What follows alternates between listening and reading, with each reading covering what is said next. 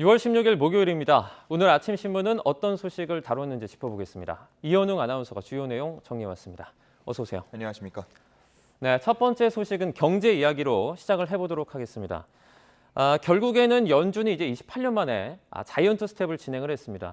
이것이 이제 우리나라 어떤 금리와 그리고 경제에도 영향을 많이 미칠 것으로 보이죠. 예, 그렇습니다. 오늘 신문들도 그 내용 주요하게 다루고 있었는데 네. 경향신문을 먼저 준비를 했습니다. 네. 지금 화면에 보시면 왼쪽부터 코스피, 환율, 그리고 코스닥 지수가 차례로 나와 있는데 코스피는 지금 7거래일 연속 하락 중입니다. 네. 만약에 오늘 2% 정도 빠진다, 그러면 2,400선마저 무너질 수 있는 위기고요. 네. 환율은 13년 만에 종가 기준 1,290원 선을 넘었습니다. 그리고 어제 장에서 코스닥 800선이 깨지면서 마감이 됐습니다. 자, 말씀해 주신 대로 조금 전에 연준이 기준금리를 0.75%포인트 인상하는 자이언트 스텝을 발표했는데요. 네. 오늘 우리 증시와 금리에 또 어떤 영향을 줄지 다들 걱정하는 분위기입니다. 이런 상황을 지켜보고 있는 금융당국, 일단은 시장 상황을 주시하겠다는 입장을 전하고 있습니다. 인위적으로 개입을 하게 되면 효과도 적고 불안감만 높아질 수 있기 때문에 일단은 좀 지켜보겠다는 입장을 고수하고 있습니다. 지금의 증시 폭락을 코로나 초기 때와 비교하는 경우들도 적지 않은데요. 네. 전문가들 사이에서는 이 코로나 때에는 경기 부양을 위한 유동성 공급을 통해서 해결이 가능했지만 지금은 이렇게 금리 인상기이기 때문에 유동성 공급에도 한계가 있다는 의견들을 제시하고 있었습니다. 네. 이제 잠시 후죠. 오늘 오전 7시에 추경호 부총리, 이창용 한국은행 총재 등이 모이는 거시경제금융회의가 열릴 예정인데 과연 여기서 어떤 논의들 진행되는지 함께 지켜봐야겠습니다. 네. 다음 기사는 이제 파업 관련된 얘기입니다. 저희가 이제 그 화물연대 같은 경우에는 저희가 안전운임제를 유지하는 것으로 일단 그 협의를 맺으면서 일단락이 됐는데 여전히 레미콘 파업이 예고돼 있다고요. 네, 그렇습니다. 화물연대 파업의 여지는 아직 남아 있는데 네. 이번에는 레미콘 운송노조가 파업을 예고하는 입장을 밝혔습니다. 네. 한국일보 기사인데요. 레미콘 운송노조는 수도권 레미콘 차주의 한 90% 정도가 속해 있는 상황입니다.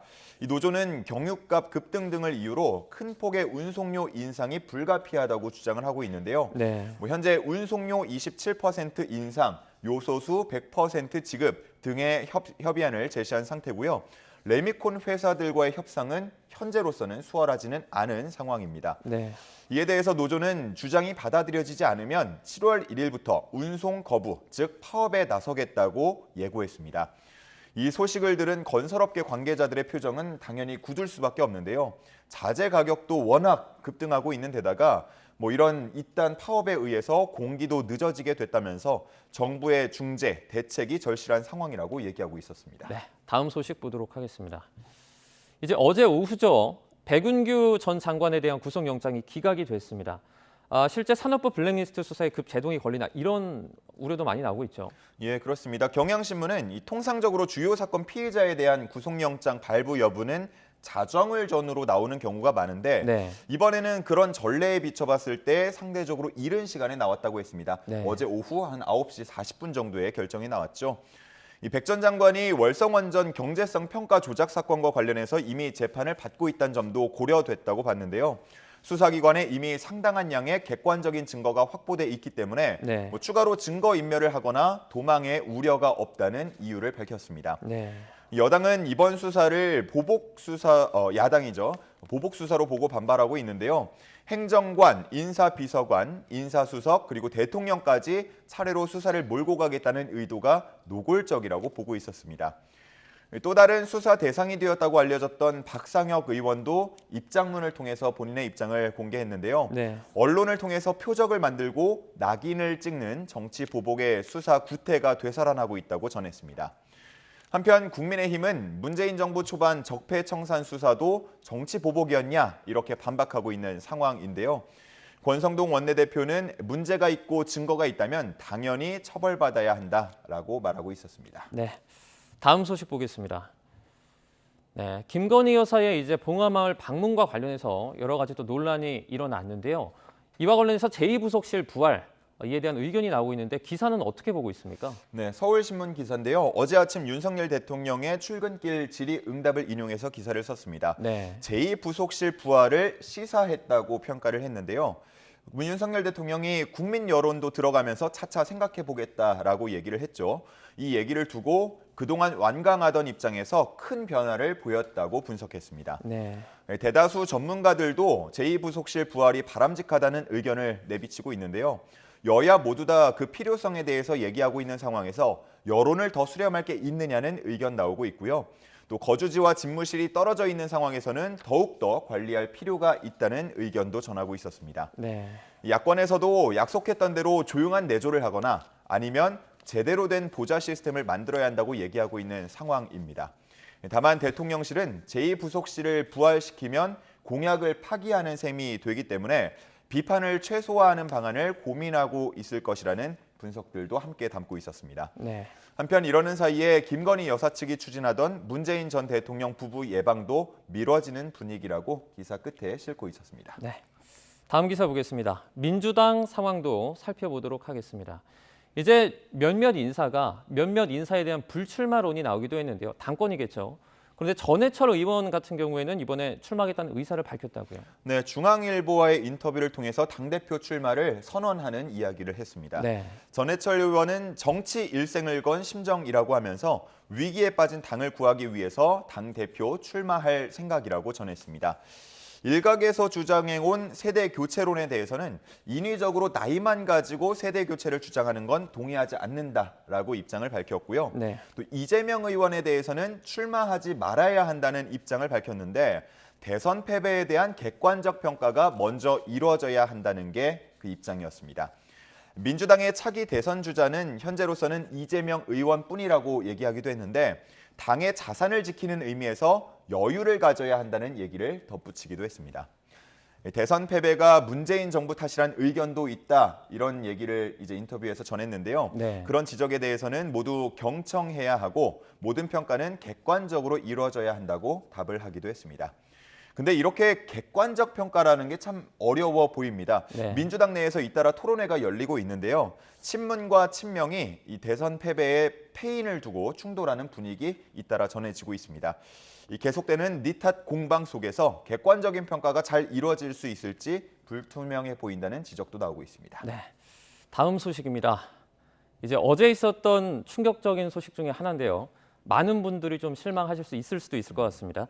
BTS가 이제 단체 활동을 잠정 중단한다는 그런 기사가 나왔습니다. 네. 어떤 내용인지 전해주시죠. 맞습니다. 어제 전해진 충격적인 소식 중에 하나가 바로 BTS가 단체 활동을 잠정 중단하겠다라는 얘기였죠. 네. 오늘 신문 뭐 쭉 놓고 보더라도 BTS 사진들 일면에 싣고 있는 기사들 참 많았습니다.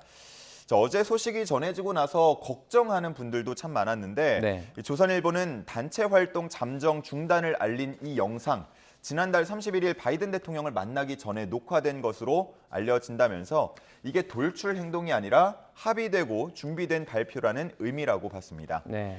이 발표 후에 전 세계 대중문화계가 큰 충격을 받은 모습이었는데 특히 워싱턴 포스트는 그런 얘기도 했습니다. 과거에 원 디렉션이라는 영국 그룹이나 엔싱크 등의 그룹이 활동 중단을 선언하고 복귀하지 않았던 적이 있다라고 그 예를 또 들기도 했습니다. 그러면서 어제 하이브의 주가 25%나 급락하기도 했는데요. 네. 투자자들 사이에서는 방탄소년단 멤버들이 이번 개인 활동 기간 동안 차례로 군입대를 할 수 있다는 우려도 나타내고 있었습니다. 네. 그렇게 되면은 최장 7년 정도 단체 활동하는 모습을 볼 수 없다라는 우려를 전했고요. 이런 우려가 커지는 데 대해서 하이브 측은 확대 해석은 멈춰야 한다는 입장을 밝히기도 했습니다. 방탄소년단은 해체를 전혀 고려하지 않고 있고 당분간은 개인 위주로 활동하면서 새롭게 성장하는 시간이 될 거라고 얘기를 했습니다. 일단 처음으로 솔로 활동에 나서는 건 멤버 제이홉이 될 전망인데요. 다음 달 31일 미국 시카고에서 열리는 음악축제 무대에 솔로로 오를 예정이라고 합니다. 네. 방탄소년단 챕터 2의 서막이 될 것 같은데요. 그 모습도 한번 기대해 보도록 하겠습니다. 네, 함께 기대해 보겠습니다. 이제 대중문화계에는 BTS가 있다면 또 축구계에 손흥민 선수가 있고 또 저희 야구계에는 류현진 선수가 있을 겁니다. 근데 최근에 부상이 계속해서 심해지는 모양새죠. 네, 그렇습니다. 동아일보 기사 보면서 말씀을 드릴 텐데요. 류현진 선수 왼쪽 팔꿈치에 부상을 입은 것으로 전해집니다. 네. 토미존이라고 불리는 팔꿈치 인대 접합 수술이 불가피하다는 지금 상황이 전해졌는데요. 그동안 크고 작은 부상이 있었지만 이번에는 상황이 좀 심각해서 네. 결국은 수술대에 오르게 됐고 지금까지 이제 3번의 수술을 받은 전력이 있습니다. 그때마다 위기를 잘 넘기면서 재기에 성공했는데 이번에 4번째 수술은 사정이 좀 다르다는 해석들이 나오고 있습니다. 네. 이게 급성 부상이 아니라 나이가 들면서 생긴 만성 부상이기 때문이라는 분석인데요. 수술 자체는 한두 시간이면 되지만 회복에 적지 않은 시간이 걸릴 것으로 전망됩니다.